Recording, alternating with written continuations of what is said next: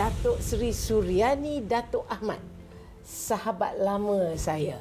Terima kasih Datuk Seri kerana sudi bersama saya di program Dua Sisi ini. Soalan pertama saya dan soalan yang kerap ditanya oleh rakan-rakan saya, kenapa Datuk Seri pilih untuk menyertai perkhidmatan awam?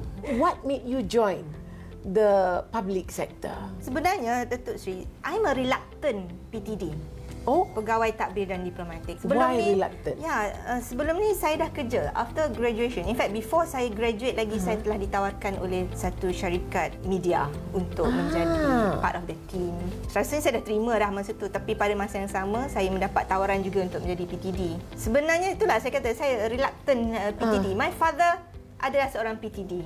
So saya dah kerja ni, masa tu saya dah kerja dengan cuba teka di mana? Bernama. Kerja di Bernama. Ya, so saya dah bekerja di situ. Satu malam, saya mendapat panggilan daripada ibu saya mengatakan bahawa saya diterima sebagai seorang pegawai tadbir dan diplomatik.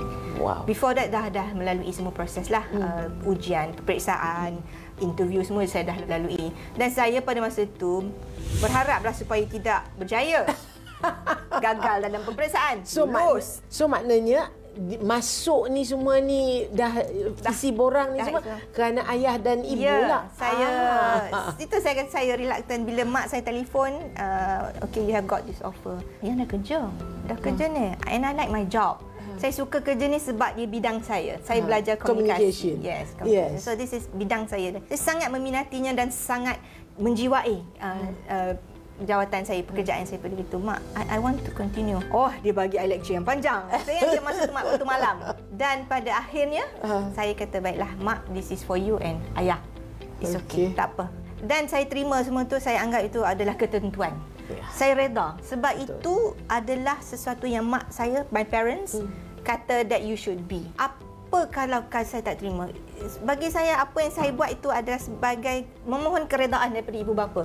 Kalau your parents, ibu bapa you reda dan menggalakkan you, you should take that. Sebab itu adalah blessing from your parents. Bila saya dijadikan PTD, Allah yang tentukan perjalanan hidup saya untuk jadi PTD. I give my all. After 33 years, here I am sebagai Ketua Setiausaha di Kementerian Kesihatan Malaysia. In between tu, my father asked me, because dia yang paksa I jadikan sebab dia PTD. So how do you feel like being a PTD? I said, Ayah, this is for you. I kata. Masa tu saya setiausaha bahagian di Kementerian Pertahanan. Masa tu saya baru dapat jusasi. Jusasi pada umur ketika itu, saya rasa agak muda lah. Untuk menerima satu tanggungjawab menerajui bahagian. And you pun adalah seorang ketua setiausaha yang paling muda pada satu ketika juga. Ketua setiausaha wanita. Yang paling muda, betul? Yes. I'm so impressed. I'm really impressed. Sebab daripada bidang komunikasi yang sepatutnya kebiasaannya masuk ke dunia corporate business, you went into public service. Sepanjang menjadi seorang PTD, sehingga menjadi seorang ketua setiausaha, apakah pengajaran yang tidak dapat Datuk Seri lupakan? You kena buat keputusan yang tepat dan betul. Tetapi untuk sampai ke tahap yang kita perlu buat keputusan tersebut, jangan buat keputusan diri sendiri. Jangan keputusan tu you sendiri yang buat. Mesti dapatkan pandangan, ulasan daripada pelbagai pihak. Sebab yang akan menerima keputusan kita nanti adalah rakyat. So yang penting adalah dapatkan input dari semua orang, dari semua bahagian. You dengar apa dia orang punya pandangan. Sebab mereka ni lah yang ada di lapangan. Kita kat sini, kita kena dengar. Semua pihak kena beri input dan kita pertimbangkan. At the end of the day, saya yang perlu buat keputusan tersebut, yang menentukan apa yang akan berlaku selepas ini. Tapi itu adalah satu pengajaran pada saya, make the right decision. Dan kita perlu bertanggungjawab dengan keputusan yang kita buat tersebut. Jangan lupa, kita buat keputusan bukan seorang diri. Kita dapat input daripada ramai pihak. Maknanya keputusan yang kita buat is not yang kita kawal individual. Berpasukan lah. You got your team's Kerja input. berpasukan adalah sangat penting. Dan kita tak boleh work in silo. Work in silo ni satu penyakit lah dalam perkhidmatan awam. Sebab saya rasa tempat lain pun ada juga masalah sama dalam private sector. Susah kita nak work in silo. Saya pernah ditanya juga masa saya baru masuk Kementerian Kesihatan dulu dalam satu talk ni. Diorang jemput saya untuk bagi talk kepada penjawat awam dalam sektor kesihatan ni yang nak registrasi. Dia tanya kat saya, macam mana kita nak pecahkan silo? Kata, the answer is with you. You yang tentukan you nak silo ke you tak silo. You sendiri yang kena tentukan. You pergi meja sebelah, tanya, I have this problem, kita ada masalah ni. Tapi saya tak boleh selesaikan masalah ni sebab I perlukan you. Itu dah pecah dah silo, I kata. Betul. Itu caranya. You don't ask me for the answer. Jangan tanya saya soalan tu sebab jawapannya ada pada diri you sendiri. So itu adalah suatu yang perlu kita look seriously sebab dalam kerajaan kita memang working in silo tu masih ada. Masih membelenggu kita. Tapi saya nak break that silo. Saya cuba juga dalam mesyuarat saya pun saya selalu kata, you jangan bekerja sendirian. Keputusannya nanti rakyat yang akan rasa. So kena tanya banyak pihak dalam apa-apa keputusan you nak buat, dalam apa-apa yang kita nak buat. You must ask a lot of questions sebelum kita buat keputusan. Bila saya melihat Datuk Seri, saya pernah jumpa Datuk Seri di kementerian atas kapasiti yang official, rasmi. Lain saya lihat seorang ketua setiausaha. Saya kata dalam hati saya, she should be in the corporate sector because she will be doing so well. Tidakkah terlintas untuk Datuk Seri masuk ke dunia corporate, dunia bisnes, menjadi seorang usahawan or work for a company? Memang saya dulu berangan, bercita-cita untuk berada di corporate world sebab saya rasa saya sesuai di situ. Ada satu ketika pada tahun 2009, tak silap saya, ada satu program oleh kerajaan dipanggil Cross Fertilization Program. Saya memilih untuk berkhidmat di Proton. Oh. Ya. So, yes. Ya, saya ada baca biodata Datuk Seri. Corporate com. So masa tu corporate management masa tu. So I've got that taste already. Saya dah rasa, oh, ini rasanya berkhidmat di corporate ya. Berasa sangat bertuah lah. Ini cita-cita saya dulu sebenarnya. But along the way, Allah bukakan jalan Bagi untuk juga you rasa what is it in corporate world. Tetapi saya rasa jiwa saya adalah lebih kepada perkhidmatan awam. Dulu terpaksa rasa. Exactly. Sekarang you have put yourself in that arus perkhidmatan awam di mana tanggungjawab you bukan sahaja menjalankan kerja sebagai KSU tetapi untuk memastikan rakyat kita ini tidak terpedaya, rakyat kita ini dibela nasibnya. And that is amazing. Being KSU of Kementerian Kesihatan, saya pasti ramai entrepreneur atau klinik-klinik swasta yang mempunyai cabaran ataupun yang inginkan nasihat. Adakah mereka masih datang kepada Datuk Seri? Ya, dia boleh datang jumpa kami. Kami ada banyak bahagian-bahagian, banyak agensi-agensi yang boleh memberi khidmat nasihat on almost anything to do with kesihatan lah.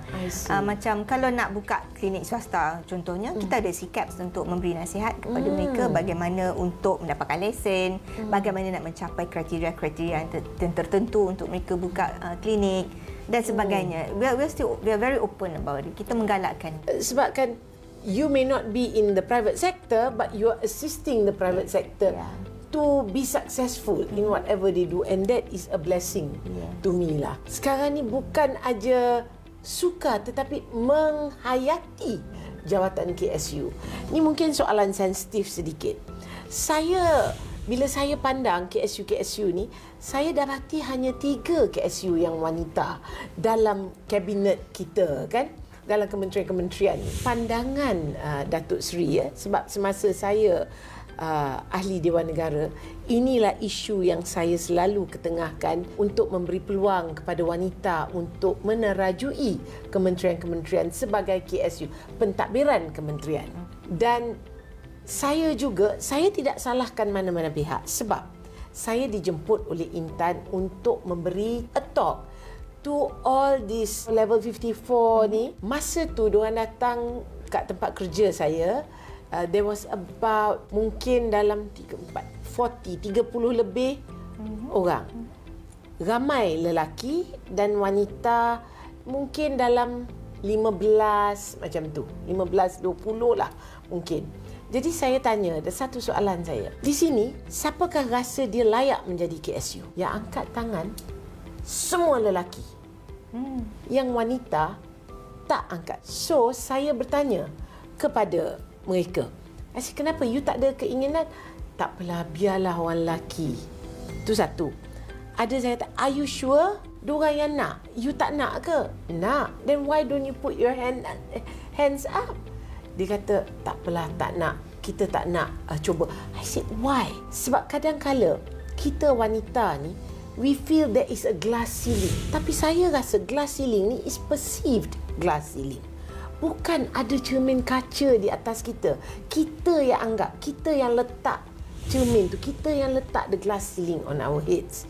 So what is your view, Datuk Seri? Sebenarnya lelaki yang letak frasa glass ceiling tu. Then why do we allow it to go on? Saya tak percaya kepada glass ceiling. Exactly. You just go beyond. Kalau you boleh give more. Agree. Saya bukan seorang yang gender sensitif sangat ni, wanita ni lelaki. If you are good, you're good. Exactly. Agreed. Kalau you bagus dalam setiap perkhidmatan you, your job is not because you're woman. It's because you can do it. It so happen you're a woman. You're a woman. You dikurniakan menjadi seorang yang mempunyai bakat untuk melaksanakan sesuatu, and it so happen you're a woman. Itu yang kita kena pegang. Bukannya you dia ni perempuan, tak boleh buat. It's not that. Pihak tertentu pun tidak memikir, oh dia perempuan kita jangan naik, lelaki. I don't think so. Tetapi kita ni kadang-kala kita tak berani untuk menyuara, atau kita mungkin kalau tak berani is too strong a word. Mungkin kita segan untuk kata, look, I am capable. Look, I can do it. Kenapa tu pada pandangan Datuk Seri? Datuk Seri, masa saya di Kementerian Pemberdayaan Wanita, Keluarga dan Masyarakat dulu, saya ada pernah bertanya, kenapa terlalu sikit wanita dalam pembuat keputusan? Pentadbiran ramai. Pembuat keputusan. Yes. Itu adalah dalam number yang sangat kecil. Sebab saya baru masuk dari masa itu, rupanya dia orang dah buat kajian kenapa ini berlaku. Ada di kalangan mereka yang mengatakan bahawa mereka lebih selesa kalau suaminya dulu yang naik pangkat. Ni kalau PTD, kawan PTD yang sama batch, dia kata biarlah suami saya yang mendahului dulu dalam kenaikan pangkat. Kemudian ada juga yang kata suami saya tak bagi. Ada suami yang tidak selesa isterinya naik pangkat terlebih dahulu. Badan isteri yang lagi capable kan, yang lebih meritnya pada isteri waktu tu kan. Itu adalah jawapan daripada wanita-wanita itu sendiri. Ada Datuk yang Seri tanya? Yes, dalam hasil kajian tersebut memang ada. Jawapannya ialah itu. Kerana dia sendiri pilih untuk tidak naik pangkat and so on. Tapi balik pada soalan tadi yang angkat tangan tak angkat tangan. Saya rasa dia segan dan malu. Orang Melayu, orang perempuan Melayu ni malu. Betul. Dia tak suka menunjukkan. Ya. Datuk Seri, saya tak diberi peluang untuk ditanya, you nak jadi tak KSU? Tidak.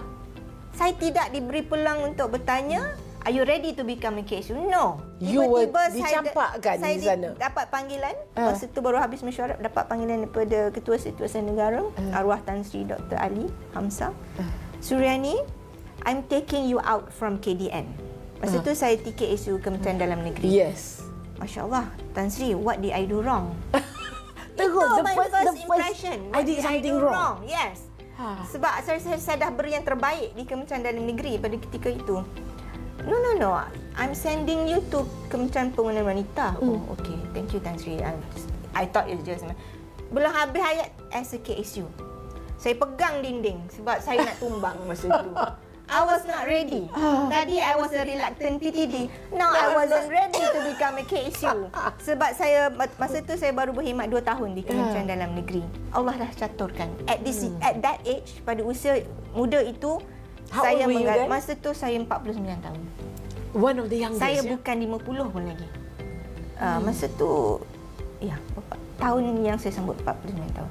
Saya rasa macam saya mimpi ke KSU? Saya, truthfully speaking, Datuk Seri, saya hanya mengikut arus. Kalau saya ditukarkan, saya follow. Nak kata saya bercita-cita untuk jadi KSU, tidak. Saya antara mereka yang kata, saya tak akan angkat tangan. Sebab bagi ini saya... yang kena pukul tangan ni. Tak, sebab saya rasa, bukan nak kata cita-cita. Sebab perkhidmatan awam ni different. Dia lain. Sebab yang menentukan where you go, what you going to become adalah Jabatan Perkhidmatan Awam. Tetapi in order untuk menjadikan you di pick up, dipilih oleh Jabatan Perkhidmatan Awam is to work hard. To work hard. When you work hard, Dengar tu, Kena kerja keras. Kerja Jangan keras. lupa. Bila you kerja keras, you perform well, you outperform others, your boss will remember you. Boss akan ingat, ni pegawai ni you boleh percaya, pegawai ni you boleh berharap. Pegawai ni adalah orang yang you sure you akan dapat the outcome that you want to. So dia akan bagi markah tinggi. Markah tinggi, markah ni lah yang akan pergi ke JPA. Dan JPA akan notice, oh markah dia tinggi. Kita tengok dia sesuai ke tak sesuai.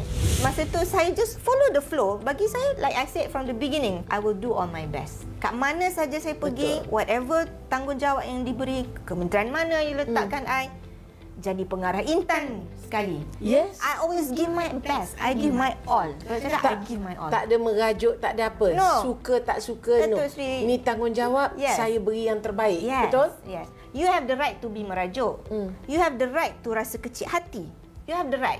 You're only human. We're only human. Betul. Kan? Kita ada perasaan. Tapi it must have an expiry date. Don't let that control you. Don't let that control Emosi you. kita, You know what I did? Okay, fine. It's okay. Allah dah said that this is rest. Rest kejap. Rehat sekejap. Jadi pengarah Intan. You know what? Okay, sebulan I rasa macam it's just questioning myself. What did I do wrong? What did I not do enough? Apa yang saya tak cukup buat lagi pada ketika itu? Tapi after sebulan, I flip my hair. You did the best you Flip my can. hair. Let's move on. So, continue. Saya enjoy masa saya berkhidmat sebagai pengarah Intan. Sebab itu adalah di mana saya bermula. I was trained there. Di situlah titik permulaan saya sebagai PTD yang meneruskan kerjaya sehingga ke hari ini. Masa mencemburui kita. Nasihat Datuk Seri kepada anak Malaysia di luar sana yang in a crossroad now sekarang. Dia tak tahu nak go private sector atau perkhidmatan awam. Nasihat Datuk Seri kepada mereka. Tepuk dada, tanya selera. Apa yang you nak? Matlamat you apa yang you nak? Tetapi kalaulah pilihannya ialah untuk menjadi seorang penjawat awam dalam perkhidmatan awam. Ini adalah falsafah saya yang saya cakap saya tak pernah ubah. Dulu saya pernah diinterview juga. Soalan ini, apa yang saya boleh nasihatkan kepada mereka yang nak berkhidmat di perkhidmatan awam? Nombor satu sekali. So you must have that patriotism in your heart first. Kena sayang negara. Kena pastikan wherever you go, orang cemoh ke negara you, orang kutuk kerajaan you, you must defend your country. Because if you love your country, you will give your all of you untuk berkhidmat kepada negara, kepada rakyat. And you must remember, you also rakyat. So kalau nak buat apa-apa keputusan, make sure you berada di kasut diorang ni. You must be in their shoes. Then you make, you rasa, baru you tahu. Kalau I buat keputusan ni, what will I get? Kalau saya ni rakyat. So if I do this, what will I feel? Tapi bila you dah jadi penjawat awam, you jangan ingat you ada power.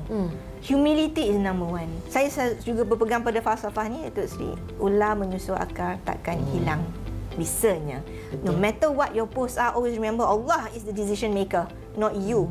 You get the inspirasi tu daripada Allah Ta'ala. Always be guided by Him. Always go back to Him. Always ask for His blessing. Berserah pada Allah. And that's very important because I believe there's always ada je sesuatu. Kalau something musibah jatuh pada kita, mesti ada reason behind it. Mesti ada sebab dan kita terima itu. You yang terpilih untuk mendapat apa-apa juga yang diberikan oleh Allah. Datuk Suryani, Datuk Ahmad, seorang yang berjiwa besar, bersedia untuk berkhidmat bukan untuk diri sendiri tetapi untuk rakyat Malaysia. Terima kasih Datuk Suryani kerana sudi bersama dengan saya. I miss this chat.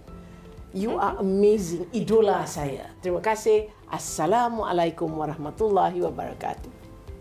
Dominasi jenama anda dengan dua sisi TV dan digital dalam satu platform. Jangkauan lebih luas, impak lebih padu. Jenama anda bukan sekadar muncul tapi diingati. Ini bukan tajaan biasa. Ini cara baru kuasai pasaran. Jom jadikan jenama anda pilihan utama Malaysia. Tempah slot anda sekarang. Iklankan jenama anda agar dipercayai ramai. Layari www.knkvgroup.com. Anda mahu anjurkan acara yang berprestij? Layari www.knkvgroup.com. Anda perlukan latihan pemasaran untuk pasukan anda. Layari www.knkvgroup.com. KNKV Group, sebuah produksi periklanan, penganjur acara dan latihan pemasaran. Pilihan jenama-jenama unggul di Malaysia.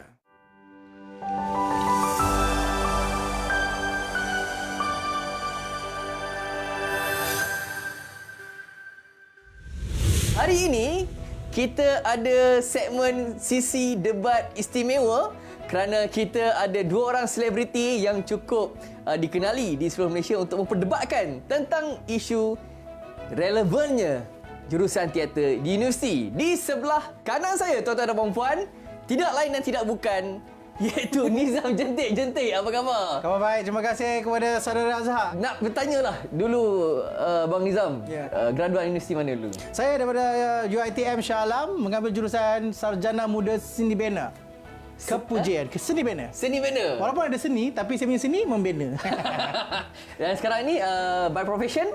By profession saya seorang arkitek, sudah bekerja sebagai seorang arkitek selama 18 tahun.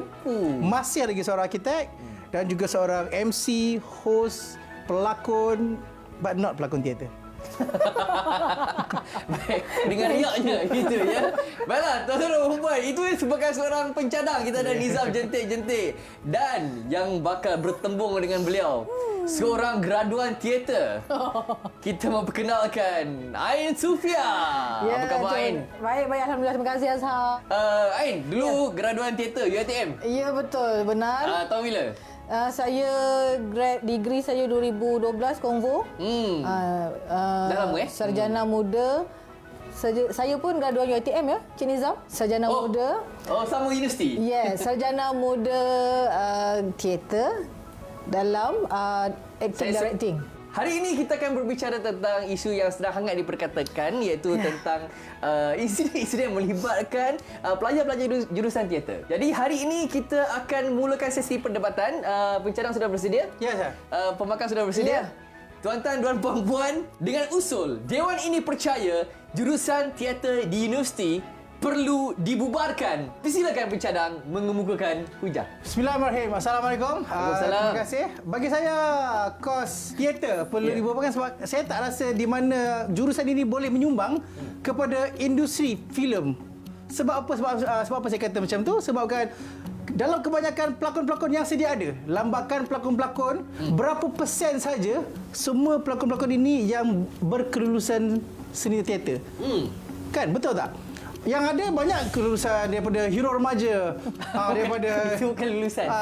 Dewi remaja, itu keluaran. Daripada influencer-influencer yang ada kan, yang lebih kepada orang-orang yang popular sebelum memasuki industri. Itu lebih. Dan orang yang rupanya cantik, ini yang dilambat-lambatkan dalam industri. Kan? Jadi di mana yang letaknya jurusan-jurusan teater ni dalam industri? Dalam nak menyelit pun susah. Bila dah keluar, demand terhadap kos ini di luar tiada. Bila buat teater pun tak ramai orang datang. Kan? Nak buat teater mengharapkan geran kerajaan. Jadi di manakah untungnya jurusan teater ini di dalam kehidupan sekarang ni? Di mana relevannya? Kan? Jadi saya rasa memang kalau saya ada anak sekalipun, kalau anak saya nak mengambil jurusan, teater ini bukanlah pilihan yang patut diambil. Bukan pilihan terakhir. Kalau tak ada pilihan lain pun, ini bukan pilihan yang dipatut ambil. Patutnya dia ambil inilah science security pun okey saya rasa kot. Kan? So itulah saya rasa. Tak relevan dalam sekarang. Sebab bagi saya tak apa untuk tidak relevan. Sebabkan banyak je kos-kos lain yang di Malaysia, di dunia sekarang ni banyak kos yang telah pun dibuang kerana ketidakrelevanannya di masa kini. Itulah dia. Itu adalah poin daripada saudara Nizam. Memang nampak pedas ya, dan terus menghentam pelajar-pelajar jurusan teater. Jadi kita dengar dahulu bagaimanakah hujah balas yang diberikan oleh seorang graduan teater yang berbangga dengan lulusan beliau. Dipersilakan saudari Ain Sufia untuk memberikan hujah balas. Silakan. Terima kasih Encik Azhar. Terima kasih Nizam di atas hujah-hujahan yang memang saya terasa pedas, tapi saya ada poin untuk balas. Tadi saya ambil yang balik yang hujung tadi. Nizam kata kalau kalau anak dia pun tak, dia suggest untuk masuk teater. Pertama sekali saya bukan anak Nizam. Untuk saya buat pilihan masuk teater ataupun masuk seni bina sekalipun.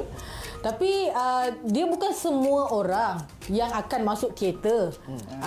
Dia kat sekolah lah. Kita ambil paling basic sekali. Dekat sekolah ada macam-macam karakter anak-anak.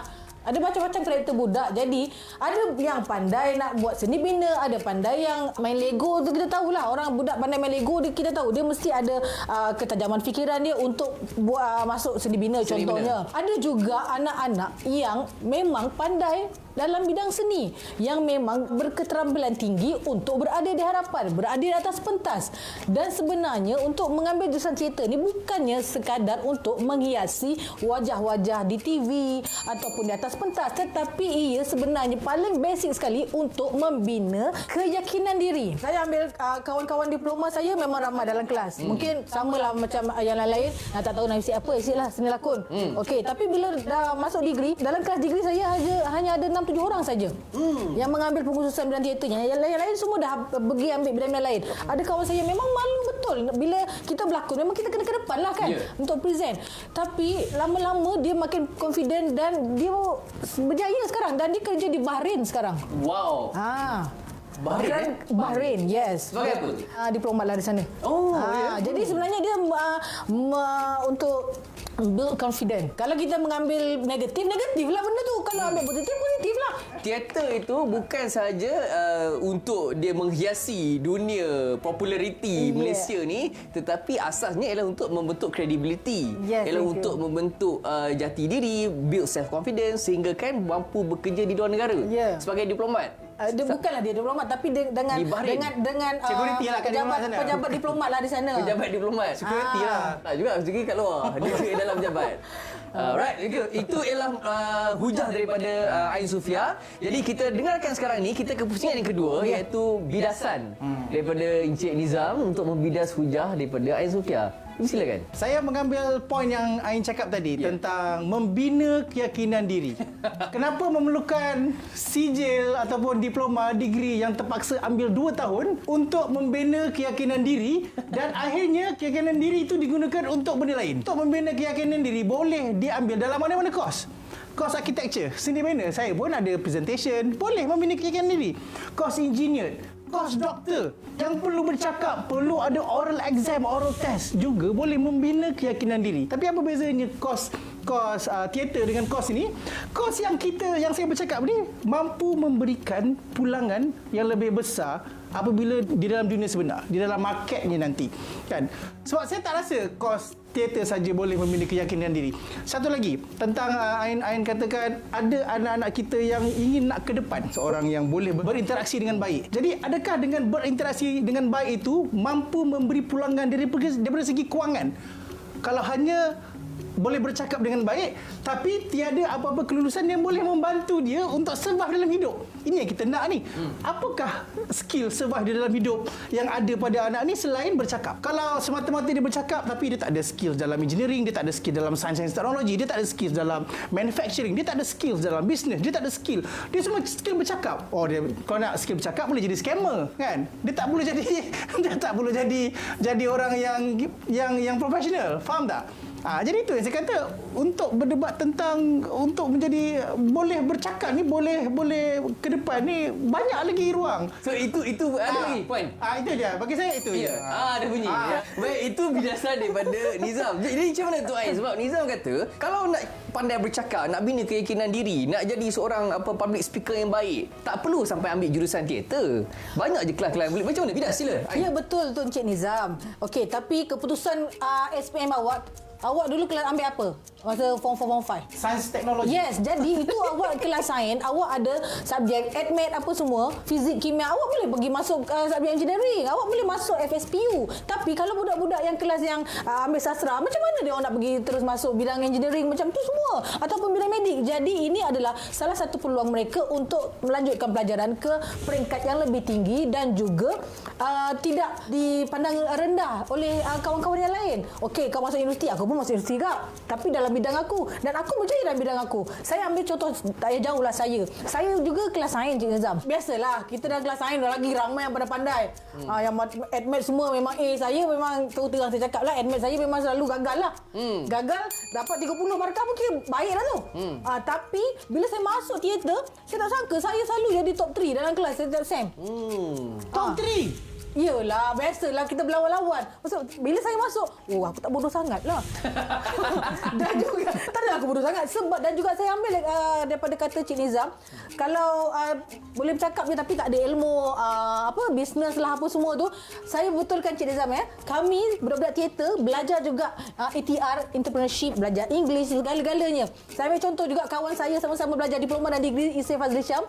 Dia juga adalah businessman sekarang. Siapa Isay Fazli Syam ni? Penyampai radio, pelakon, producer, pengarah. Jadi dia dah develop diri dia sebagai seorang performer, orang depan, dan juga dia make business in this field. Ya, tuan-tuan dan puan-puan, kita tangguhkan terlebih dahulu sesi perdebatan kita untuk kita membincangkan lebih dalam lagi tentang Isay Fazli Syam. Kita jangan ke mana-mana. Jangan ke mana-mana. Kembali selepas ini dalam Dua Sisi. Dominasi jenama anda dengan dua sisi TV dan digital dalam satu platform. Jangkauan lebih luas, impak lebih padu. Jenama anda bukan sekadar muncul tapi diingati. Ini bukan tajaan biasa. Ini cara baru kuasai pasaran. Jom jadikan jenama anda pilihan utama Malaysia. Tempah slot anda sekarang. Iklankan jenama anda agar dipercayai ramai. Layari www.knkvgroup.com. Anda mahu anjurkan acara yang berprestij? Layari www.knkvgroup.com. Anda perlukan latihan pemasaran untuk pasukan anda. Layari www.knkvgroup.com. KNKV Group, sebuah produksi periklanan, penganjur acara dan latihan pemasaran. Pilihan jenama-jenama unggul di Malaysia.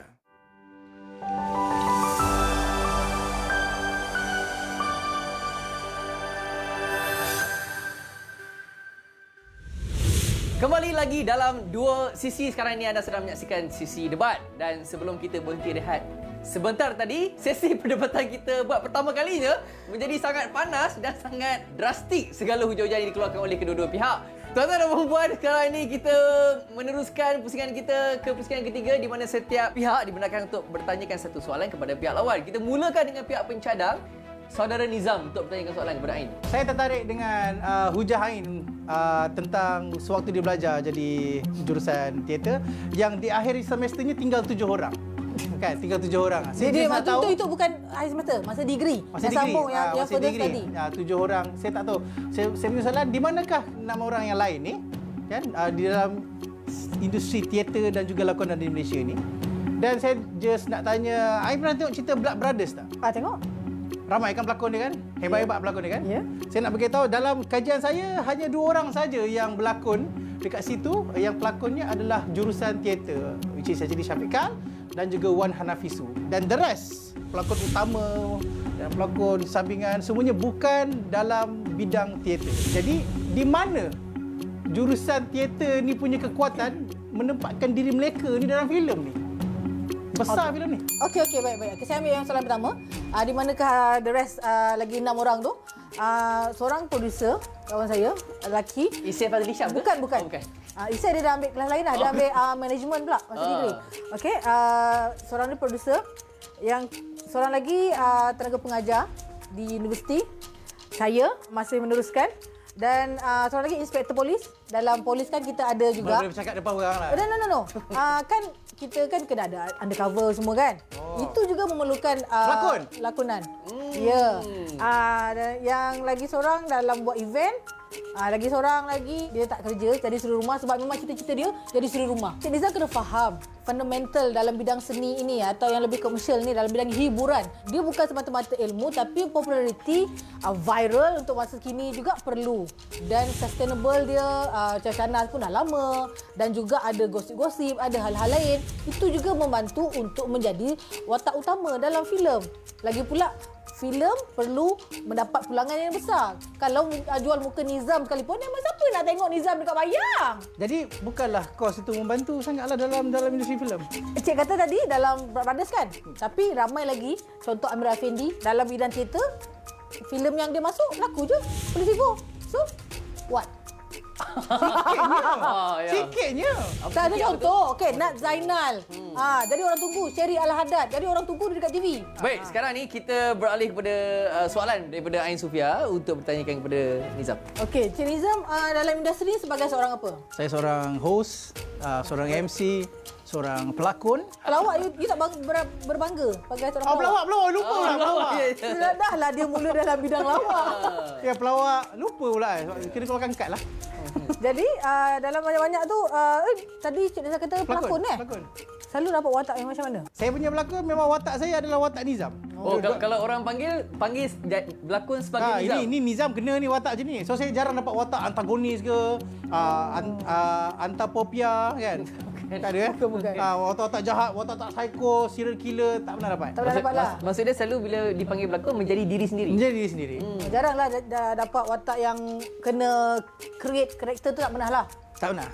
Sebab itulah Cik Nizam tak pergi jauh dalam bidang lakonan. Hui. Betul. Kalau orang cuba tanya dekat audiens.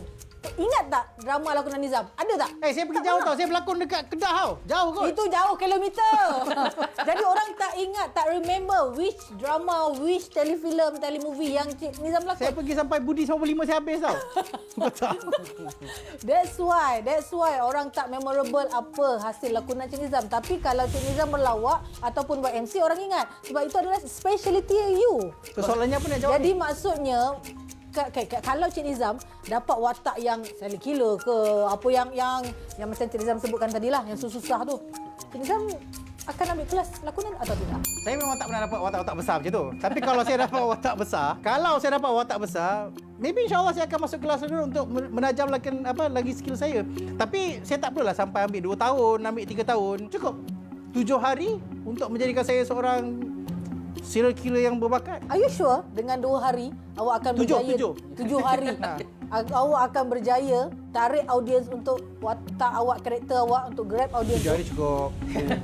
Jadi maksudnya untuk berjaya dalam bidang lakonan itu, insya-Allah dapat dicapai dengan mengambil kelas Tetap lakonan. Kelas lakonan. Tapi macam saya kata, tak perlu untuk mengambil kos yang memerlukan 2 ke 3 tahun semata-mata untuk mendapatkan job tu. Maksudnya seperti contoh, kalau saya boleh analogikan, kalau seandainya kita sakit, kita hanya perlu pergi berjumpa doktor.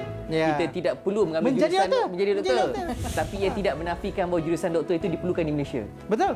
Walaupun kita tidak perlu mengambil jurusan teater, cukup sekadar belajar 7 hari itu, tetapi ia tidak menafikan bahawa kita memerlukan orang yang lebih pakar untuk mengajar kita. Dan yang pakar tu juga adalah dalam bidang teater. Jadi maksudnya jurusan teater itu masih relevan. Masih relevan. Tapi masih demandnya tak ada. Demand. Saya bercakap tentang demand. Okey. Berapa ramai yang keluar dekat Malaysia ni yang nak ditawarkan sebagai pelakon? Okey, baik. Itu kalau kita nampak konteks lakonan saja. Tapi untuk mengajar teater ni juga, saya juga mengajar teater, mengajar kanak-kanak sekolah untuk kelas lakonan. Kan sekarang lagi pula dalam subjek di sekolah rendah dah ada pembentukan karakter. Kenapa kerajaan kita membuat dan create satu syllabus pembentukan karakter di sekolah? Apa pentingnya? Kerana kanak-kanak ni, lagi pula zaman sekarang ni, dia terlalu terlebih dengan skrin. Jadi untuk membentukkan karakter, dia punya empathy, sympathy tu semakin berkurang. That's why bila kita ada belajar teater, sebab macam Cik Azhar kata mulakan tadi, teater memanusiakan manusia. Dia akan membentuk diri kita supaya kembali kepada root kita. Baik. Jadi cukuplah belajar dekat sekolah je lah, tak payahlah ambil sampai masuk universiti. Tak, that's why dia tak semestinya untuk, kalau Cik Nizam tanya saya tadi, bukannya untuk skrin saja, tapi kita boleh juga mengajar. Jadi tuan-tuan dan puan-puan, demikianlah tadi perdebatan yang cukup panas antara Nizam Jentik-Jentik dan juga Ain Sufia dalam sesi debat special edition, sesi debat istimewa. Ya, kerana kita ada 2 orang selebriti yang membincangkan tentang isu jurusan teater. Semoga segala yang diperdebatkan hari ini boleh memberikan input kepada kita semua, dan juga apa sahaja pilihan ataupun jurusan yang kita pilih di universiti ini, semestinya kita perlulah memberikan yang terbaik supaya benda yang kita belajar, ilmu yang kita kutip di peringkat Menara Gading itu boleh kita guna pakai apabila kita melangkah masuk ke dalam industri, tidak kiralah walau apa jua bidang yang kita terokai. InsyaAllah, semoga kita semua menjadi insan yang berjaya di dunia dan juga di akhirat. Jangan ke mana-mana, berhenti rehat seketika, kembali selepas ini dalam 2 sisi. Dominasi jenama anda dengan dua sisi TV dan digital dalam satu platform. Jangkauan lebih luas, impak lebih padu. Jenama anda bukan sekadar muncul tapi diingati. Ini bukan tajaan biasa. Ini cara baru kuasai pasaran. Jom jadikan jenama anda pilihan utama Malaysia. Tempah slot anda sekarang. Iklankan jenama anda agar dipercayai ramai. Layari www.knkvgroup.com. Anda mahu anjurkan acara yang berprestij? Layari www.knkvgroup.com. Anda perlukan latihan pemasaran untuk pasukan anda? Layari www.knkvgroup.com. KNKV Group, sebuah produksi periklanan, penganjur acara dan latihan pemasaran. Pilihan jenama-jenama unggul di Malaysia.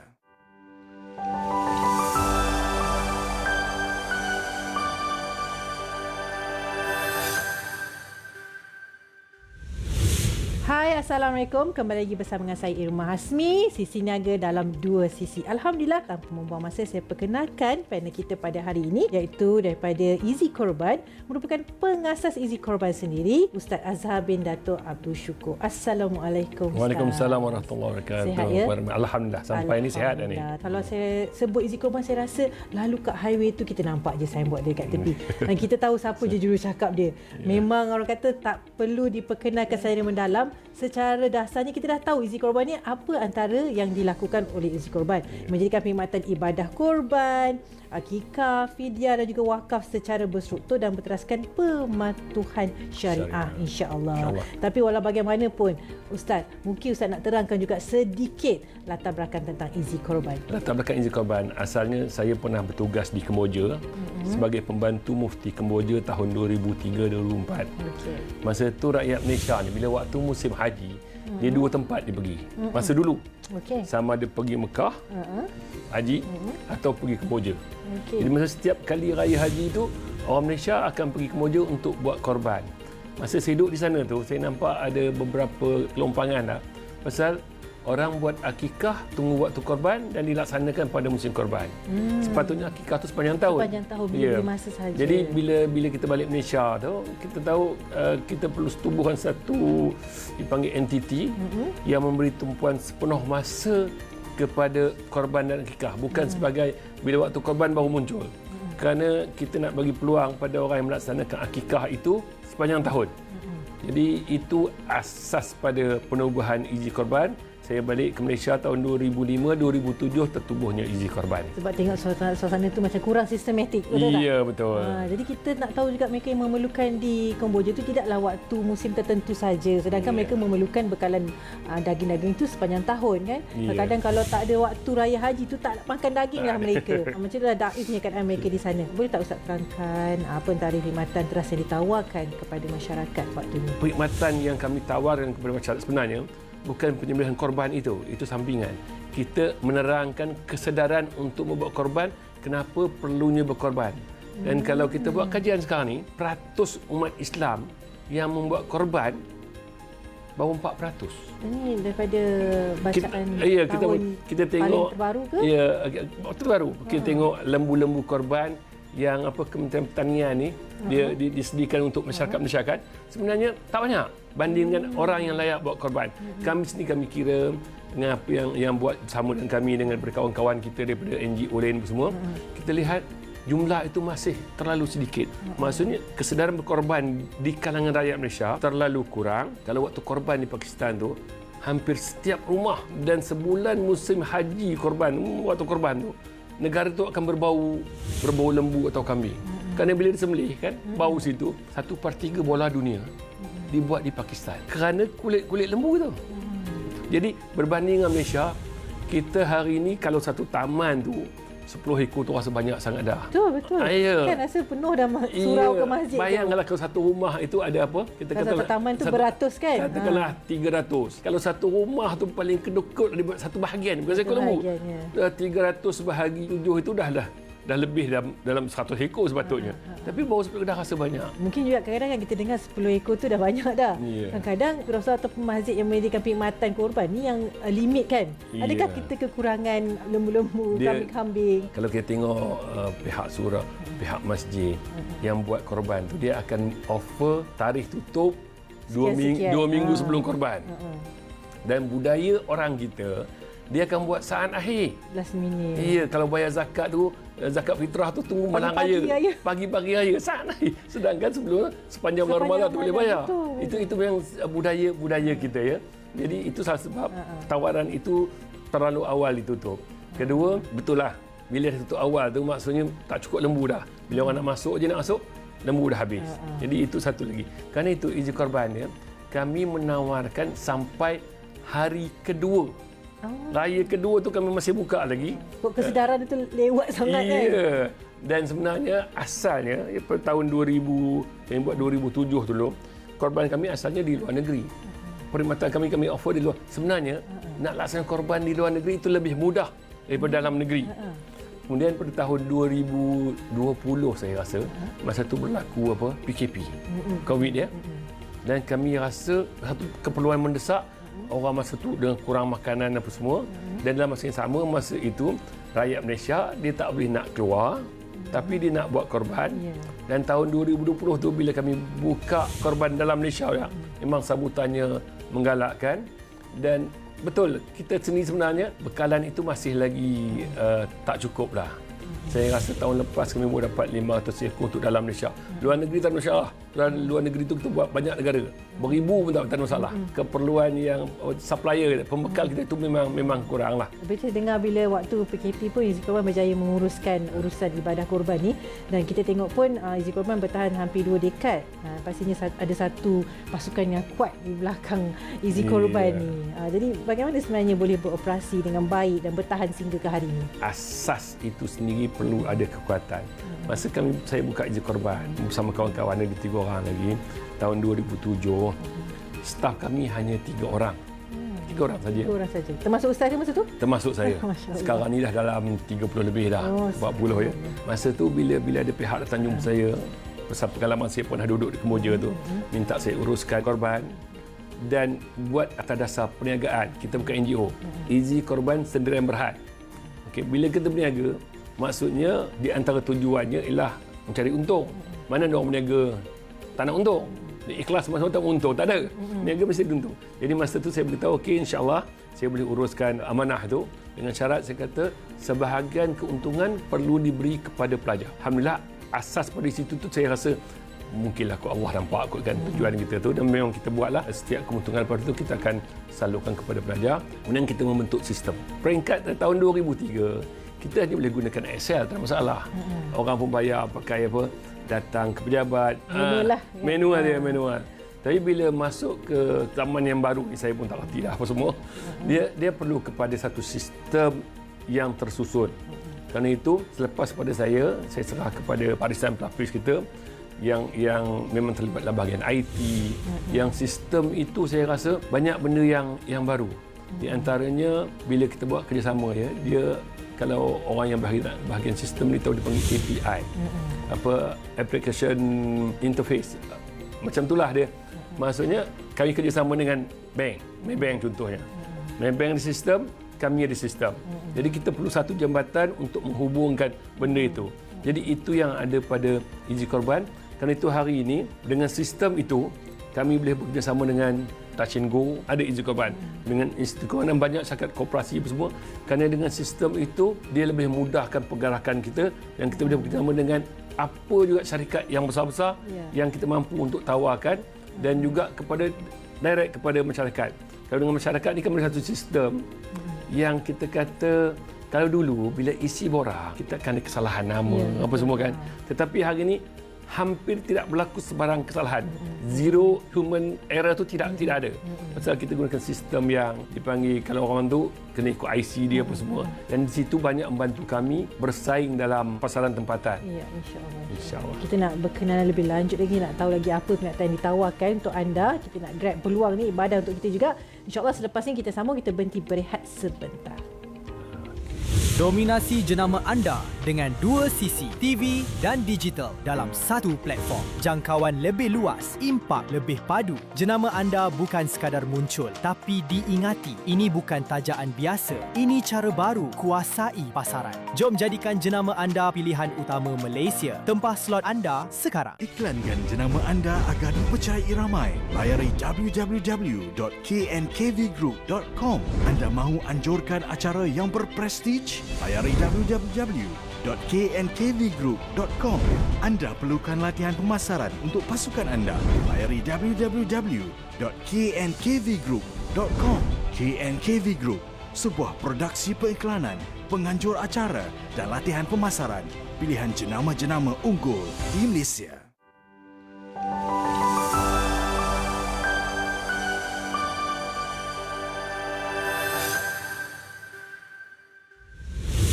Alhamdulillah, kembali dalam Sisi Niaga. Dua sisi, kita bersama dengan Easy Korban. Okey, kita cerita tentang NGO kan. Banyak kat luar sana disebabkan satu NGO yang bermasalah terpalit dekat NGO yang memang berdaftar secara rasmi dan telus. Jadi adakah Easy Korban mengalami masalah tu juga, pengalaman bersama dengan pengguna ataupun yang datang untuk berkorban bersama dengan Easy Korban? Easy Korban, walaupun kami syarikat, tetapi ramai menganggap kami ni NGO. Jadi bila syarikat, kita punya duta kita adalah Abun. Okey, Abun ini bukan seorang agamawan. Orang tak kata dia ustaz. Jadi maksudnya dari sudut kepercayaan, kami tak boleh gunakan saudara Abun, ini ustaz. Tak ada kan? So jadi kita kena create satu kepercayaan yang memang telus supaya orang percaya kepada Easy Korban. Dan kepercayaan itu dia pada dua ya. Satu, kita di luar negara, kita kena mengambil kepercayaan orang luar negara, dan satu lagi dalam negara. Saya cerita tentang luar negara dulu ya. Bila kita pergi mana-mana negara, bila kita buat korban, pertama kita kena dipercayai oleh pihak yang berautoriti di sana. Saya teringat masa saya duduk di Kemboja tu, Mufti Kemboja selalu mengadu saya, Azharnya, orang datang buat korban dekat Kemboja ni, dia orang jadi tuan. Dia orang yang tentukan nak buat korban di mana, nak bagi pada siapa. Jadi dia sebagai tuan rumah, kecil hati. Okay. Jadi dari situ kami belajar, maksudnya mana-mana negara juga bila kami nak buat korban, kami akan cari pihak yang berautoriti. Sama ada Majlis Agama Islam dia, ataupun mufti dia, ataupun Jabatan Agama Islam dia. Walaupun dia orang tidak laksanakan, walaupun kita kerjasama dengan NGO sana, tetapi di bawah pengetahuan mereka. Supaya dia tahu Easy Korban buat korban dengan NGO ini, tapi pihak berkuasa sana tahu apa yang kita buat. Itu cara kami mengambil kepercayaan daripada pihak luar negeri. Alhamdulillah sehingga hari ini kita dah menguruskan hampir 40 buah negara. Daripada Asia kita ni sampailah ke Afrika ya. Itu satu kepercayaan yang kita perlu jaga, dan saya nasihatlah kepada kawan-kawan kita yang di luar sana, tolong jaga benda ni. Dia kata kita membuat nama Malaysia. Bayangkan kalau tiba pihak berkuasa dia kata ini NGO daripada Malaysia buat kerja, kita tak tahu apa semua, kedutaan sana pun tak tahu. Nama Malaysia itu buruk. Jadi kami cukup menjaga benda tu. Kerana itu kami juga biasa bila keluar negara kami akan cari kedutaan Malaysia. Kita maklumkan bahawa banyak kita buat korban pada siapa kita buat. Itu satu kepercayaan yang kita perlu jaga di luar negara. Di dalam Malaysia, mana-mana NGO saya kami pun masa mula-mula mula-mula buka Easy Korban tu banyak soalan yang serang kami. Ini betul ke ni? Menunggang agama dia. Letih nak menjawab. Tak apalah. Jadi apa yang kami buat, kalau peringkat awal dulu, masa tu tak banyak lembu yang kita uruskan, KB. Jadi bila kita tawar kepada peserta kita untuk bersama-sama kita ke luar negara untuk menyaksikan pelaksanaan. Itu peringkat awal lah. Sekarang masih ada peluang tu? Masih ada, masih buat, tapi lah tanggung sendirilah.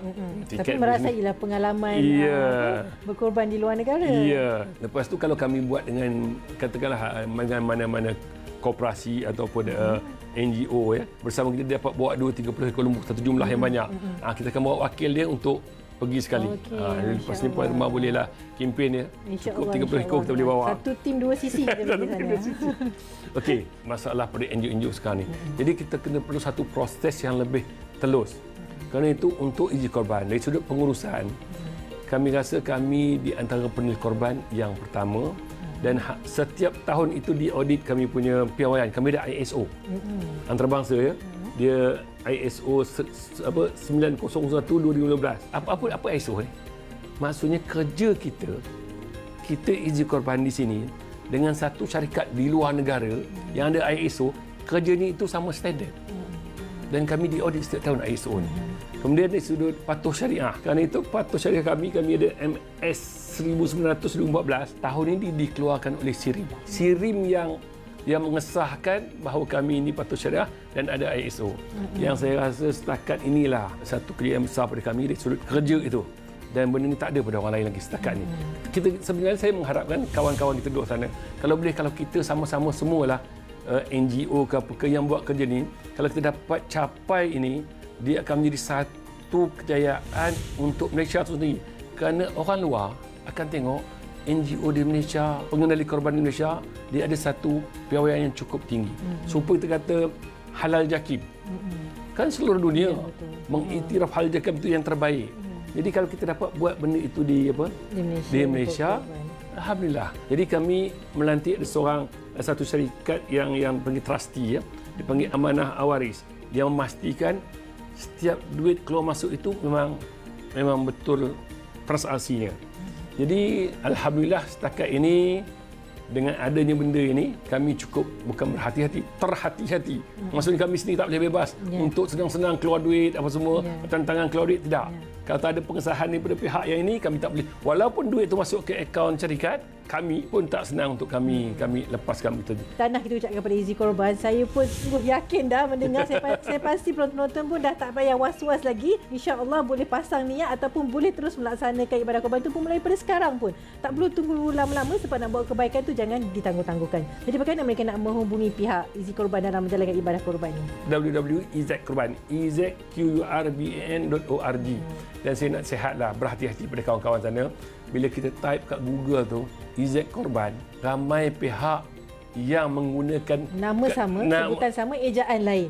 Betul. Ejaan sama. Ejaan sama juga. Tapi dia melompat ke website dia orang. Yang kami tak boleh halang. Link tu yang salah. Kami tak boleh nak halang benda tu. Kerana bukan satu kesalahan. Tapi masalahnya, bila dah buat dengan orang lain, dia tanya kita, tak ada nama tuan kat sini. Kita juga yang kena marah. Jadi berhati-hati betul, tengok izkurban.org ataupun telefon kita 1-800-885-885. 1-800-885-885 dan pergi media kita. Kita ada Facebook biasa, ada TikTok dan apa semua.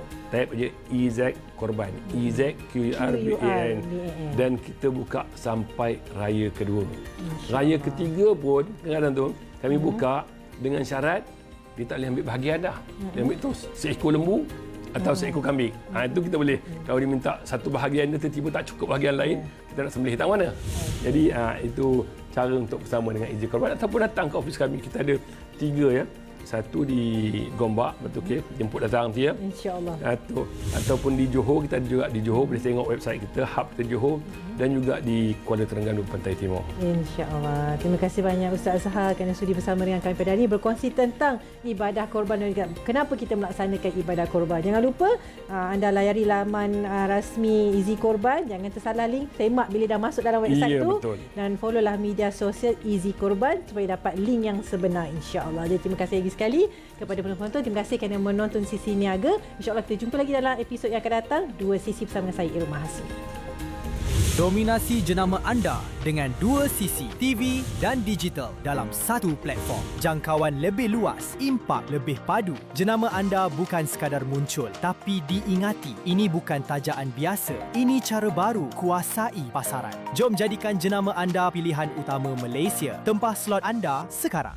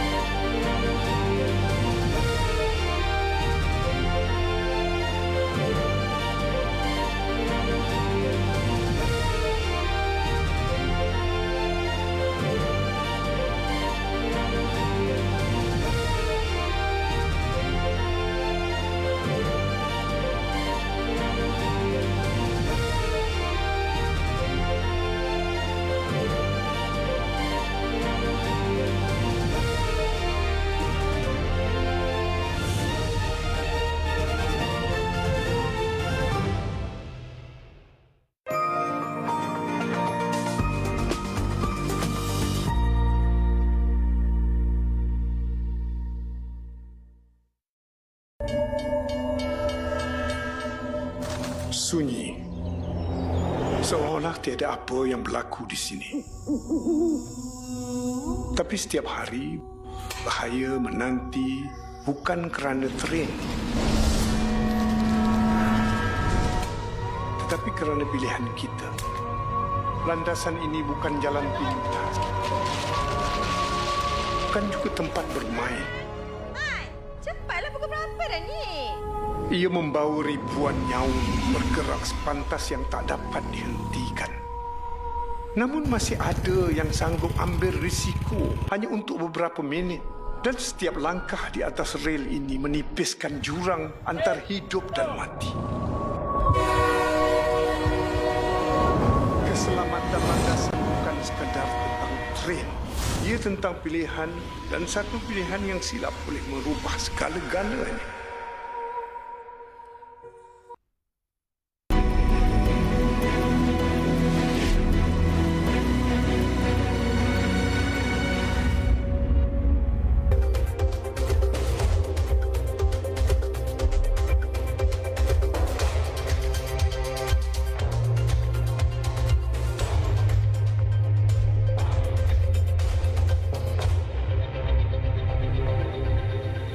月23号星期六，欢迎收看马新社电视华语新闻。你好，我是陈义杰，马上来掌握今天的新闻焦点。政府扩大补贴柴油管制系统的覆盖范围，全国陆路货运领域的吉普车和皮卡车从6月开始享有柴油补贴资格。美国和伊朗和平谈判陷入严重僵局。特朗普不参加儿子婚礼，回白宫坐镇，有意对伊朗展开新一轮军事打击。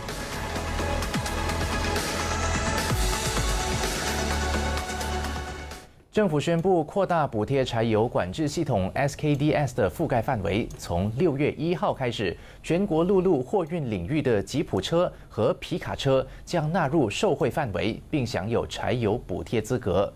国内贸易及生活成本部部长拿督阿米赞指出，内阁在星期三拍板定案了这一项新政策。Berbanding sebelum ini, kelayakan untuk jenis kenderaan Jeep dan Pickup ini hanya untuk kawasan Cameron Highland. Jadi keputusan telah dibuat untuk membolehkan lebih banyak lagi syarikat yang mendapat manfaat, maka kebenaran dan juga kelayakan untuk memanfaatkan SKDS dengan syarikat yang memiliki jenis kenderaan pickup dan jeep ini ke seluruh negara. 内贸部部长阿米赞指出，政府也同意通过 SKDS 机制，将柴油补贴扩大到之前登记在个人名下的吉普车和皮卡车，但必须获得批准将车辆注册转换到公司名下。Jadi tertakluk kepada syaratnya adalah perlu untuk membuat perubahan pendaftaran daripada individu kepada pendaftaran kenderaan itu dengan menubuhkan syarikat atau perniagaan, mendaftar dengan SSM, begitu juga ataupun dengan Suruhanjaya Koperasi Malaysia, dan bagi Sabah dan Sarawak pula perlu untuk mendaftarkan perniagaan bersandarkan kepada pihak berkuasa yang diputuskan oleh undang-undang negeri. 此外，政府也决定调整陆路货运领域 SKDS 的固定配额上限，作为加强监管和执法机制的措施，以遏制补贴纰漏和滥用燃油补贴卡的问题。Setiap fleet card akan mempunyai kota tetap di antara 900 liter hinggalah 5,000 liter sebulan, tertaluk kepada had kota yang akan ditetapkan bagi setiap 23 jenis kenderaan. Jadi kita tetapkan had kotanya berbeza mengikut jenis kenderaan dan kita akan laksanakan ini bermula 1 Jun 2026. Penetapan had kota ini adalah bersandarkan kepada jumlah penggunaan sepanjang 2 tahun pelaksanaan SKDS ini. 至于需要超过既定配额的公司，则可以向石油补贴审批委员会提出增加配额的申请。符合资格者可通过荧幕上的电邮提交上述申请，或亲临附近的内贸部柜台办理。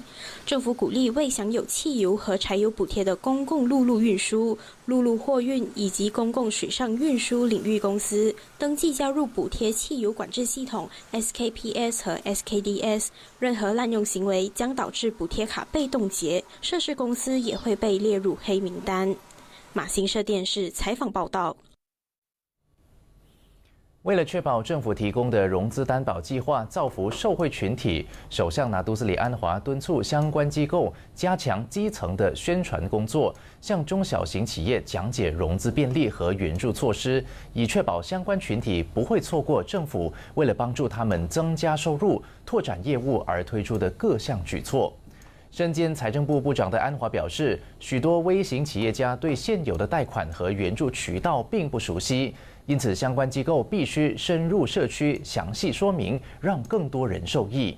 他说，目前商贩对政府提供的微型贷款计划反应正面，在听取商贩的回馈之后，从中了解到部分必需品价格的问题，可以通过相关机构协助缓解。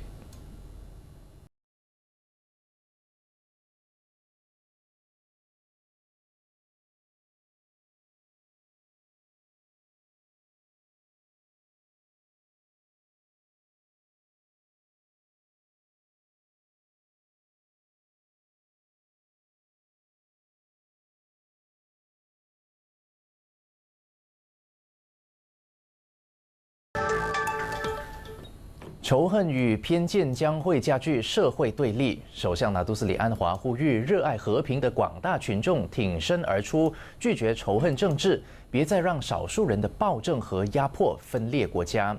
他说，现在是时候让多数群体从良知发声，共同拯救国家，推动全民进步。Tiap hari ada saja isu yang boleh menimbulkan